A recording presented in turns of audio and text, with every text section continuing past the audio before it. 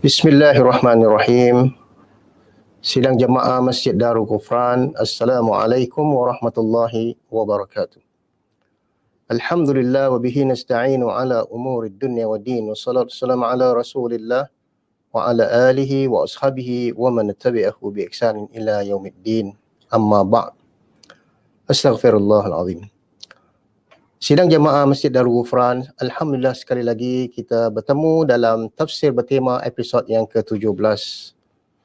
Kali ini tajuk tema kita adalah demi masa. Sebagaimana perbincangan kita insya-Allah pada malam ini yang berkaitan dengan nama surah Al-Asr dan kandungan surah Al-Asr dan kelebihan surah Al-Asri, tafsir dan ulasan, dan akhir sekali pedoman hidup, hikmah dan hukum. Sebagaimana yang diriwayatkan oleh Amr bin Al-As, satu ketika beliau pergi menziarahi Musailamah Al-Kadzab setelah baginda diutus menjadi menjadi Rasul sebelum Amr menerima Islam. Ketika dia sampai, Musailamah berkata kepadanya, "Apa yang telah diturunkan kepada sahabatmu, yakni Muhammad, setakat ini?"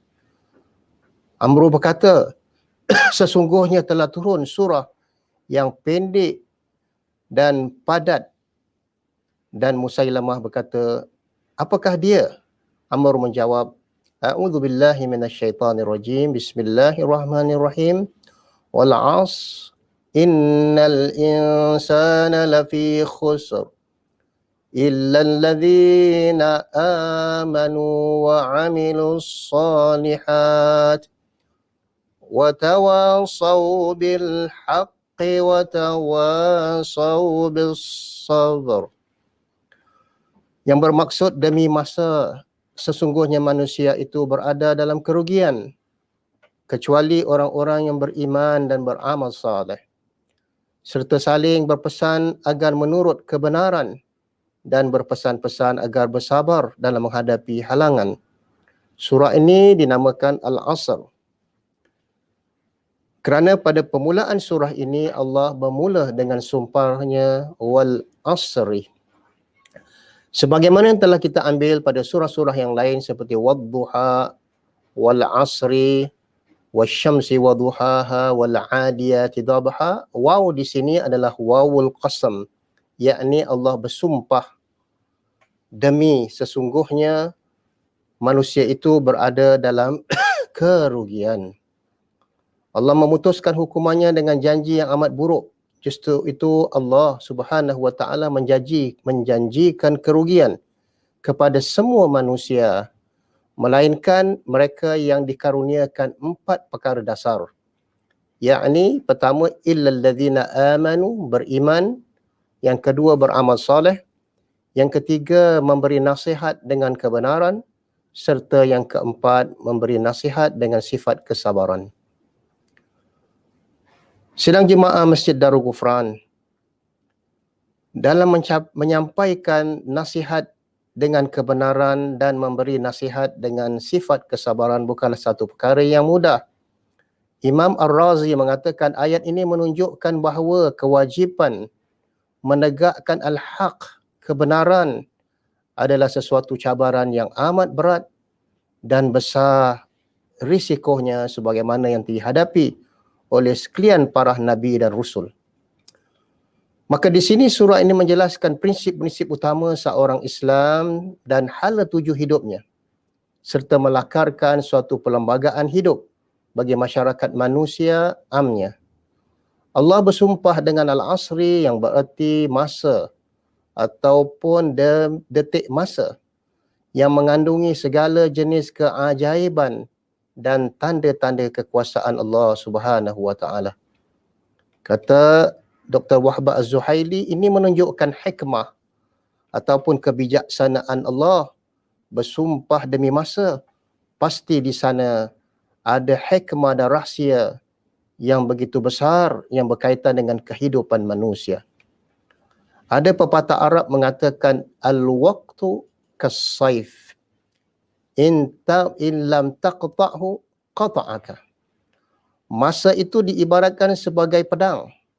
Jika kamu tidak memotongnya, pasti ia akan memenggal kamu. Dalam tafsir Madinah Al-Munawwarah oleh Syekh Profesor Imad Zuhair daripada Fakulti Universiti Islam Madinah mengatakan al-asri yakni waktu, kerana di dalamnya terdapat banyak pelajaran dan ibrah seperti bergantian siang dan malam dengan penuh perhitungan, pergantian, kegelapan dan cahaya dan keberlangsungan hidup. Kerana hal ini semuanya adalah bukti jelas atas wujud dan keesaan Sang Pencipta. Muqatil berpendapat yang dimaksudkan adalah waktu solat asar. Namun demikian, apa yang dikatakan oleh Dr. Muhammad Sulaiman Asqar, seorang mudarris tafsir di Universiti Islam Madinah, bahawa surah Al-Asr secara khususnya yang paling mencakupi di dalamnya segala kebaikan, kulla khair, dan segala puji bagi Allah yang telah menjadikan kitabnya mencukupi apa pun selainnya. Dan surah ini juga sebagai penawar untuk segala penyakit, juga sebagai petunjuk kepada kebenaran. Hatta dunia komersial dan korporat pun mengatakan bahawa masa itu adalah sesuatu yang penting, sebab itu mereka ada time management. Dan kehidupan manusia itulah adalah masa. Dan masa adalah kehidupan manusia. Pada ayat yang pertama, wal asri, demi masa, tafsir, yakni Allah bersumpah dengan masa kerana ia mengandungi keajaiban, hikmah kuasa Allah yang menunjukkan keagungannya Azza wa Jal, bahawa manusia benar-benar berada dalam kebinasanaan dan kerugian. Hamba tidak boleh bersumpah, seorang hamba tidak boleh bersumpah kecuali hanya dengan nama Allah, kerana bersumpah dengan selain nama Allah adalah syirik. Innal insana lafi khusr. Dalam surah ini Allah menyebut kerugian untuk setiap manusia secara umum. Kecuali mereka yang memiliki 4 sifat. Yang pertama, iman, illal ladzina amanu. Dan yang kedua, wa amilus salihat, dan beramal saleh. Dan yang ketiga, pesan memesan kepada kebenaran. Dan yang keempat, pesan memesan kepada kesabaran. Iman adalah bahagian dari ilmu, adalah bahagian dari iman. Kerana tanpa ilmu, keimanan menjadi tidak sempurna. Keduanya, amal saleh. Ia mencakupi seluruh perbuatan baik, sama ada yang zahir ataupun yang batin, yang dicintai oleh Allah dan diredai, yang berkaitan dengan hak-hak Allah dan hak-hak manusia, yang wajib dan sangat dianjurkan. Sidang Jumaat Masjid Darul Ghufran. Allah bersumpah demi masa antara akhir waktu zuhur. Allah bersumpah dengan waktu antara akhir waktu zuhur hinggalah ketika matahari mula memerah, yakni masuk waktu asar. Dan yang dimaksudkan adalah waktu seketika terjadinya berbagai kegiatan manusia dan fenomena waktu kehidupan manusia. Sebagaimana yang dikatakan oleh Syekh Salih Abdullah Al-Humaid, Imam Masjidul Haram. Allah Subhanahu wa taala meratakan kerugian kepada semua manusia. Innal insana lafi khusr. Kecuali orang yang memiliki 4 sifat ini. Yang pertama iman, yang kedua amal saleh, yang ketiga menasihati untuk kebenaran dan saling menasihati untuk kesabaran. Allah Subhanahu wa taala bersumpah dengan asar ataupun dengan waktu asar, bahawasanya manusia itu berada dalam kerugian. Hal ini menandakan betapa ruginya mereka hadapi datangnya bersamaan dengan masa. Masa tidak akan tunggu kepada kita. Kita yang harus mengejar masa. Masa akan meninggalkan kita. Dan bukan kerugian harta, dan akan tergantinya pula. dan tidak pula kerugian hilangnya kekasih yang dilupakan, melainkan kerugian yang akan membawa kemusnahan kebaikan kehidupan manusia seseorang itu sendiri. Sesungguhnya manusia dalam kerugian dengan mendapat kesudahan yang buruk di akhirat. Wa iyazbillah min zalik. Illa alladhina amanu, kecuali orang-orang yang beriman dan beramal saleh. Maka amal saleh ini adalah amalan yang diperintahkan untuk dilaksanakan. Dan disebut perbuatan saling menasihati kepada kebenaran.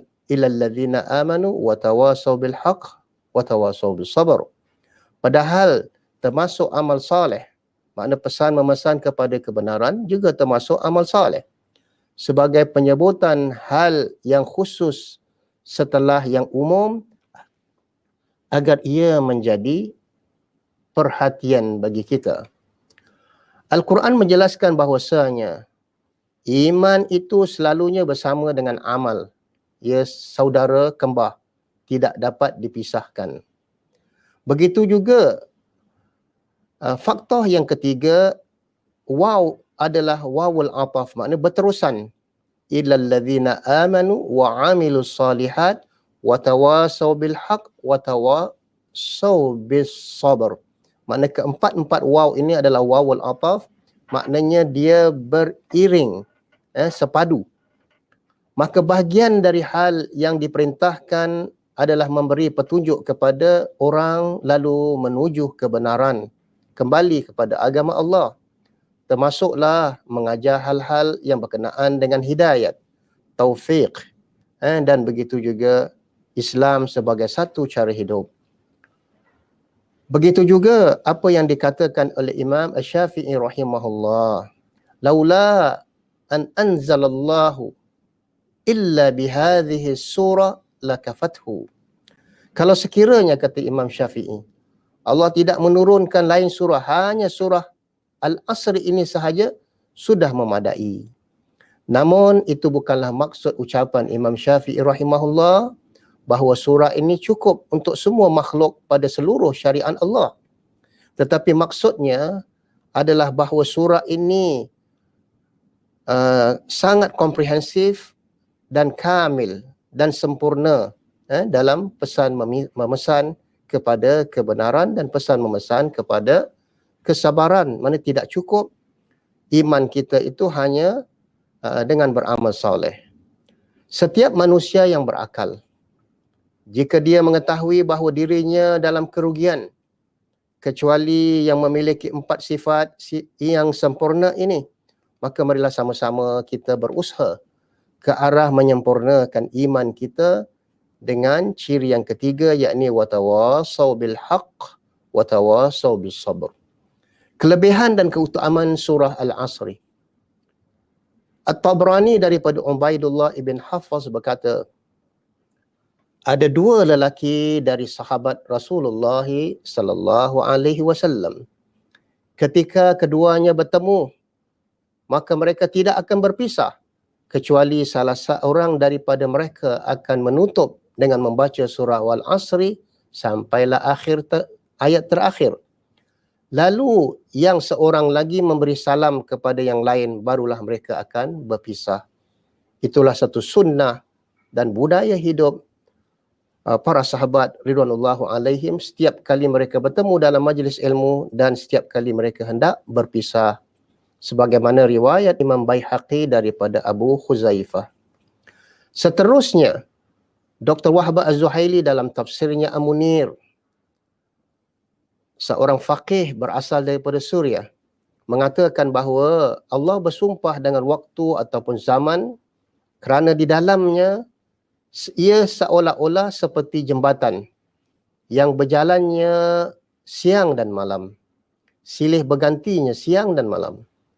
Di dalamnya manusia menjadi orang-orang yang rugi dalam amalannya sepanjang kehidupannya apabila tidak ada iman dan amal saleh. Kerana manusia akan berlalu kehidupannya dengan sekejap dan sebentar, sekelip mata sahaja. Manusia seperti pedagang dan perusaha. Kesibukannya pagi, petang, siang dan malam. sama ada dengan hartanya dan barang-barang perniagaan yang dikuasai. Begitulah kalau kita lihat pada akhir surah An-Nazi'at dan begitu juga surah Al-Ahqaf ayat 35. Manusia itu mula sedar apabila dia sudah kembali kepada Allah dan seolah-olah tidak tinggal di dunia melainkan illa ashiyatan aw duhaha, melainkan hanya sebentar sahaja pada siang hari. Padahal dia telah hidup di atas muka bumi ini, Allah beri dia masa yang cukup. 30 tahun, 40 tahun, 50 tahun ataupun yang ada orang hidup sampai sehingga 100 tahun. Tetapi di akhirat kelak dia hanya merasakan seolah-olah dia hanya tinggal di dunia ini seberapa ketika. Dr. Wahab Az-Zuhaili mengatakan sekali lagi, sidang jemaah Masjid Darul Ghufran, bahawa tingkatan orang yang rugi bermacam-macam.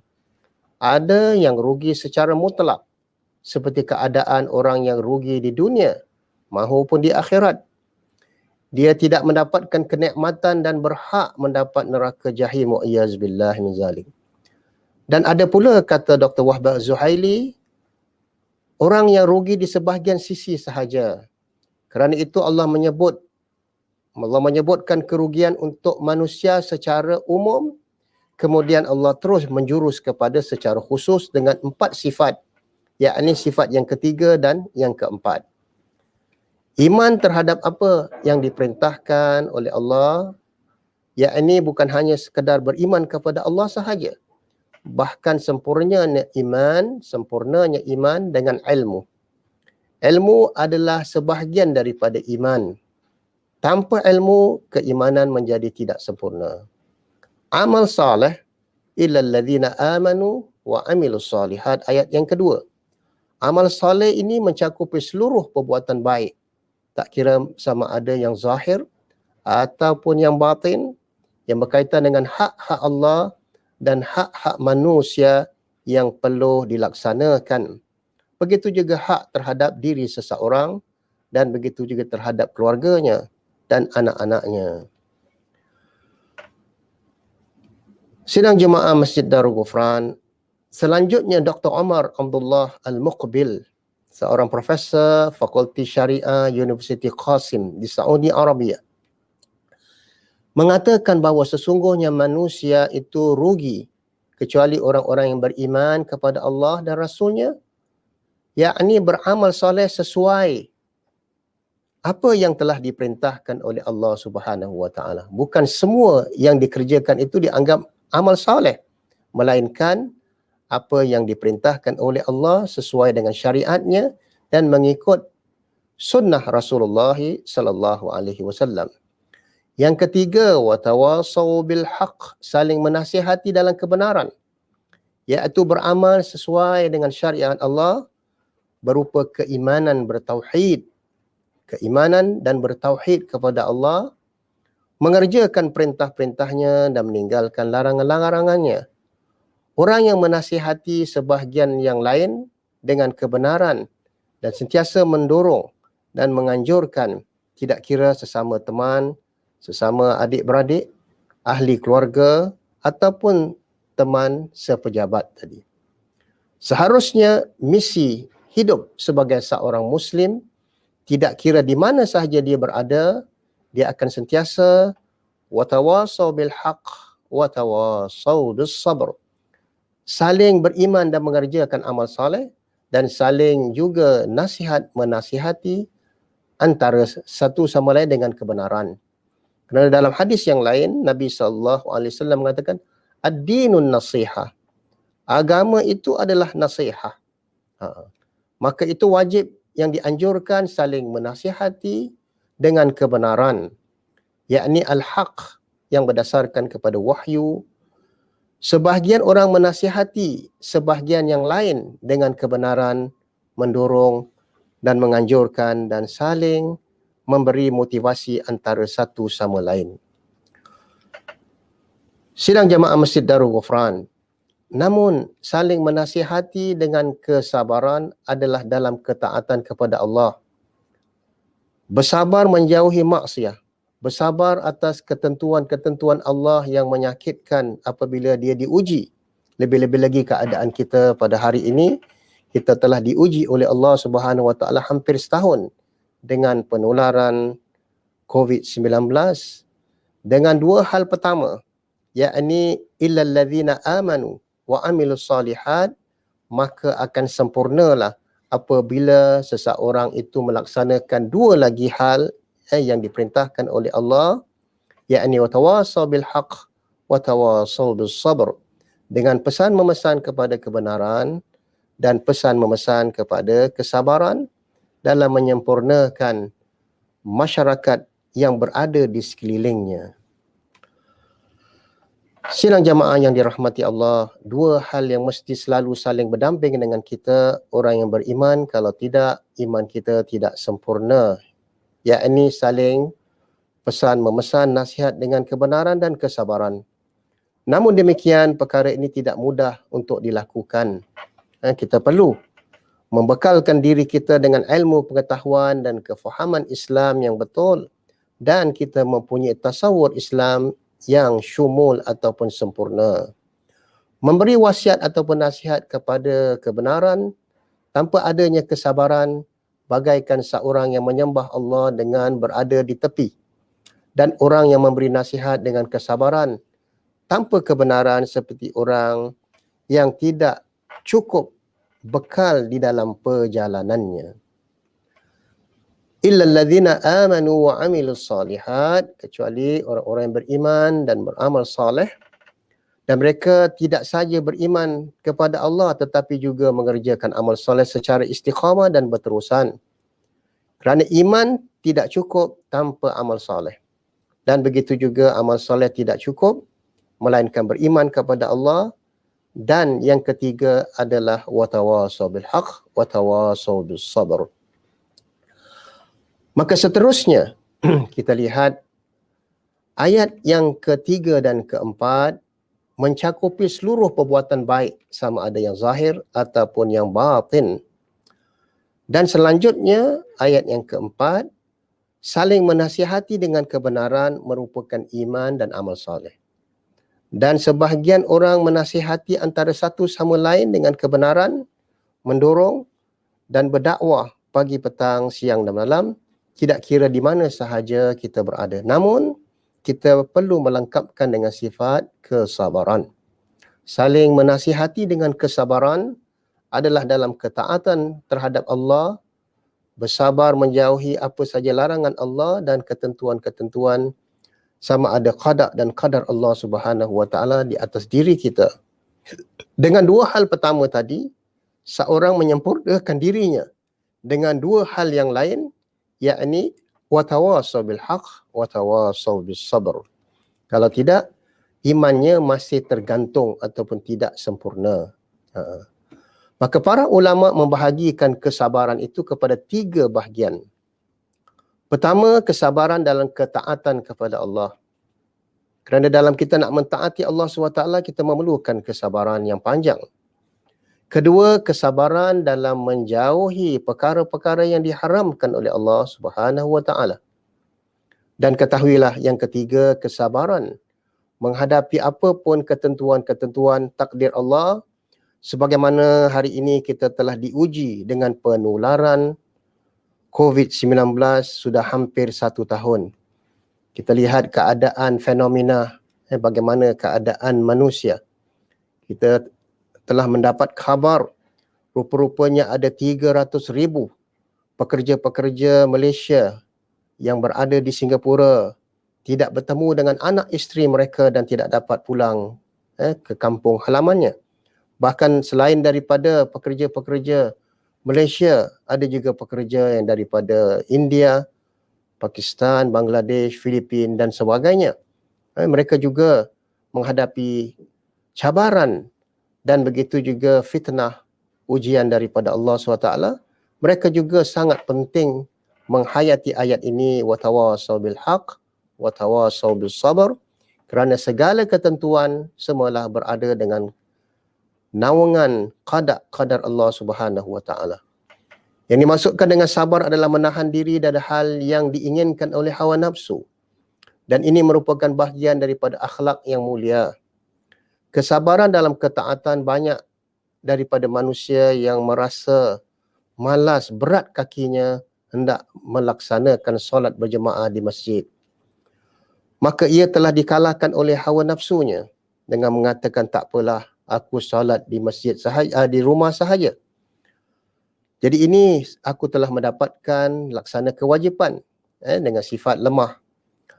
Maka katalah kepada yang lain, begitu juga wahai saudaraku, bersabarlah dalam terhadap dirimu, tahanlah dirimu, paksalah dirimu agar sentiasa membudayakan solat berjemaah di masjid. Walaupun dalam keadaan hari ini kita terhalang dengan beberapa SOP yang telah diletakkan oleh Kementerian Kesihatan.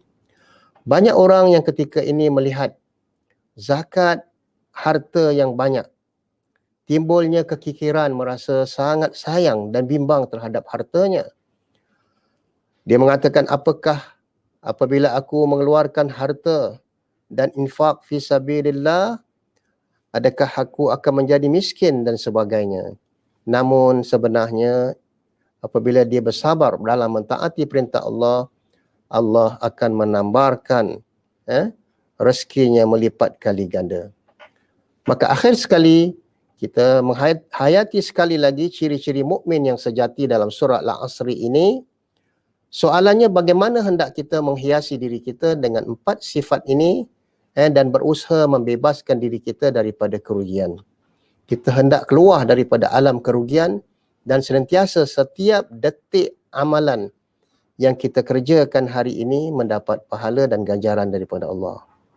Contohnya anak-anak kita yang keluar menuntut ilmu ke sekolah rendah maupun sekolah tinggi ataupun menengah atas ataupun ke universiti.